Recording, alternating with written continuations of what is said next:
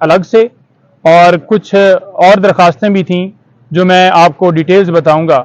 9 bells Khan صاحب کی basically 3 anti terrorism court سے اور 6 ان کی ڈسٹرکٹ کورٹ سے خارج ہوئی تھیں۔ تمام آرڈرز کو ہم نے اسلام آباد ہائی کورٹ کے اندر چیلنج کیا جو کہ آج سماعت کے لیے فکس تھی۔ اس بنیاد کے اوپر خارج ہوئی کہ خان صاحب پیش نہیں ہوئے، عدم پیروی کی وجہ سے خارج کی گئی۔ اب بات یہ ہے کہ قانونی طور پر ویڈیو لنک کے ذریعے بھی حاضری لگائی جا سکتی تھی یا پھر ان کو طلب کر لیا جاتا، جو کہ ہم نے متعلقہ کورٹ سے گزارش کی، لیکن ہماری درخواست منظور نہیں کی گئی اور خان صاحب کی بیل جو ہیں ٹیکنیکلی بنیادوں کے اوپر خارج کر دی گئی۔ آج ہم نے وہی گزارش یہاں پر کی ہے اور 6 کی حد تک جو ہے سماعت ہوئی اور 3 بیلز کیونکہ درخواستیں جو ہیں وہ ہماری پینڈنگ ہیں ڈی بی کے اندر، تو معزز جو چیف صاحب ہیں انہوں نے کہا کہ کیونکہ معاملہ ڈی بی کے اندر پینڈنگ ہے تو یہ ساری درخواستیں وہاں پر ڈی بی میں سماعت کی جائیں۔ دوسرے نمبر پر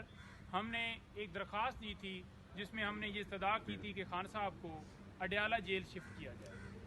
کیونکہ جو ہمایوں دلاور صاحب کا فیصلہ تھا اس کے مطابق جو انہوں نے سزا دی اس میں واضح طور پر انہوں نے اڈیالہ جیل کے اندر جو ہے وہ اریسٹ کر کے رکھنے کا کہا، لیکن غیر قانونی طور پر ایک ایسا آرڈر کیا گیا جس کے ذریعے خان صاحب کو اٹک جیل شفٹ کیا گیا۔ آج پوزیشن یہ ہے کہ اس کیس کے اندر تو خان صاحب کی بیل ہو گئی ہے، لیکن اس کے باوجود وہاں پر رکھا جا رہا ہے اور کس آرڈر کے تحت؟ کوئی آرڈر نہیں ہے، کوئی نیا آرڈر نہیں ہے، غیر قانونی گرفتاری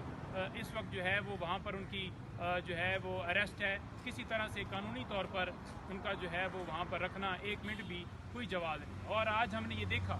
کہ جو سرکار ہے وہ واضح طور پر بڑی بے بس نظر آئی، ان کے پاس کوئی ایسا نیا نوٹیفیکیشن نہیں تھا جس کے مطابق وہ کہہ سکیں کہ ہم نے اس نوٹیفیکیشن کے تحت انہیں اٹک جیل میں رکھا ہے۔ تو ہم نے اپنے دلائل دے دیے ہیں اس میں، اور دیگر فیسلٹیز کے حوالے سے جو ہماری استدعا تھی وہ بھی ہم نے بتائی ہے کہ یہ جو رپورٹ اٹارنی جنرل آفس نے جمع کروائی ہے سپریم کورٹ کے اندر، اس کے مطابق تو بڑے جناب انہوں نے دیسی مرغ چلا دی ہیں، کوئی ایسی صورتحال نہیں ہے۔ خان صاحب کو جو ہے وہ مسلسل محروم رکھا جا رہا ہے، جو ان کے بنیادی حق ہے اس سے محروم رکھا جا رہا ہے، اور وہ ان کو تکلیفات جو ہیں اس وقت لائق ہیں۔ ان کی کل مسز ان سے مل کر آئی ہیں اور انہوں نے واضح بتایا ہے کہ خان صاحب کے ساتھ برا طریقے سے ٹریٹ کیا جا رہا ہے، لیکن خان صاحب نے نہ تو اٹک جیل کی انتظامیہ سے بات کی ہے اور نہ ہی انہوں نے کوئی ایسی کمپلین کی ہے، لیکن خان صاحب نے ان کی حد تک ان کو شیئر ضرور کیا ہے کہ اس طرح سے رکھا گیا ہے، لیکن خان صاحب کا مرال جو ہے وہ بلند ہے۔ وہ کہتے ہیں کہ کوئی بات نہیں ہے، جس حالت میں بھی رکھیں،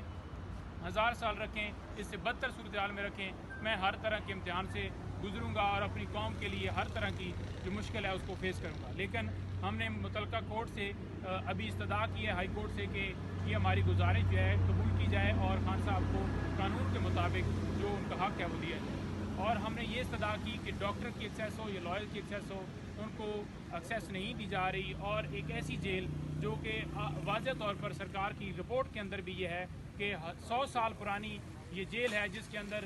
جو ہے وہ نامعلوم افراد جو ہیں وہ ان کی تعداد جو ہے بہت زیادہ ہے، اور ایسا وہاں پر عمل ہے کہ ہمیں خان صاحب کی جان کو وہاں پر خطرہ ہے، اور یہ بات واضح طور پر خان صاحب نے خود کی، اور یہ بات انہوں نے لطیف کھوسہ صاحب سے کی جو کہ انہوں نے پریس کانفرنس کے اندر بھی ذکر کیا کہ خان صاحب کی جان کو خطرہ ہے۔ خطرات کی بنیاد کے اوپر ہم نے یہ بھی بتایا کہ جو اڈیالہ جیل ہے وہاں پر کوئی ایسا خطرہ نہیں ہے، وہ زیادہ سیکیور جو ہے وہ جیل ہے، اور خان صاحب کو جو ہے اڈیالہ جیل شفٹ کیا جائے، قانون کے مطابق شفٹ کیا جائے، اور جو ان کی لائر کی ایکسیس ہے کہ اگر لائر کو ملنے جاتا ہے تو اس کے اوپر FIR درج کر دی جاتی ہے، اگر کوئی وکیل ان سے ملاقات کے لیے جاتا ہے تو دوسرے دن اس کو پتہ چلتا ہے کہ آپ کے خلاف وہاں پر پرچہ درج ہو گیا، آپ نے ہاتھوں پائی کی ہے۔ تو آج واضح طور پر شیر افضل مروت صاحب نے بھی کورٹ کے اندر یہ گزارش رکھی کہ جناب میں ہر طرح کا جو ہے اس کی میں حلف دینے کے لیے تیار ہوں کہ اگر کوئی ایسا وقوع ہوا ہے، میں نے کبھی زندگی میں میرے اوپر اس طرح کا کبھی کوئی کیس نہیں بنا، کبھی کوئی FIR نہیں بنی، اور مجھے علم ہی نہیں ہے کہ میرے اوپر FIR درج کر دی گئی۔ یہاں واضح طور پر ہائی کورٹ نے کہا کہ شیر افضل مروت صاحب کی ملاقات کروائی جائے، اور کسی طرح کا کوئی پرچہ ورچہ انہوں نے واضح طور پر یہ کہا کہ کوئی ایسا عمل جو ہے وہ نہ کیا جائے۔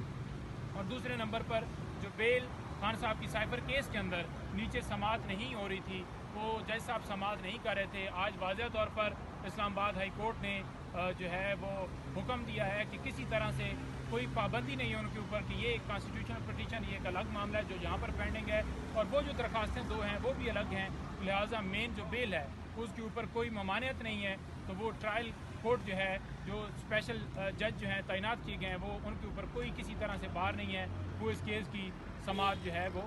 کر سکتے ہیں اور بیل جو ہے سن سکتے ہیں۔ جی کل ضمانت ہو جائے گی ساجد پر کیس میں؟ دیکھیں جی، ہماری تو یہ اس کے اندر استدعا تھی کہ جو ہے جج صاحب کو اگر چھٹی پر جانا تھا تو ڈیوٹی جج لازمی ہونے چاہیے تھے، لیکن ایک ایسا نوٹیفیکیشن شائع کیا گیا جس کے اندر کوئی ذکر ہی نہیں ہے کہ ڈیوٹی جج کون ہوں گے۔ پاکستان کی ہسٹری میں کبھی بھی ہم نے ایسا نہیں دیکھا کہ اگر ایک عدالت چھٹی پر ہے یا کوئی ریزن کی وجہ سے وہ اویلیبل نہیں ہے جج صاحب، تو ان کی جو ہے متبادل کے طور پر کوئی ڈیوٹی جج اویلیبل نہ ہو۔ اس دن گزارش بھی ہم نے ایڈمنسٹریٹو جج سے یہی کی تھی، تو انہوں نے کہا تھا کہ 24 عدالتوں کی حد تک میری جو ہے وہ جورسڈکشن ہے، لیکن یہ نوٹیفیکیشن کیونکہ جو ہے الگ سے لا منسٹری نے کیا ہے تو اس کے مطابق وہاں پر کسی طرح سے جو ڈیوٹی جج ہیں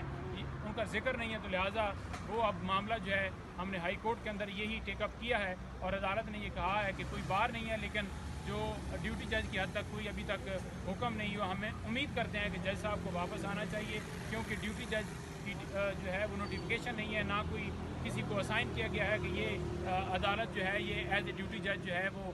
رسپونڈ کرے گی، تو لہٰذا جج صاحب کو آنا چاہیے اور خان صاحب کو بنیادی جو آئین جو ہے حق دیتا ہے فیئر ٹرائل کا، ان کو انصاف ملنا چاہیے۔ جسٹس جو ہے ڈیلیڈ جسٹس ڈینائڈ یہ والا فارمولہ نہیں ہونا چاہیے، اور ان کو انصاف فوراً فراہم کیا جائے۔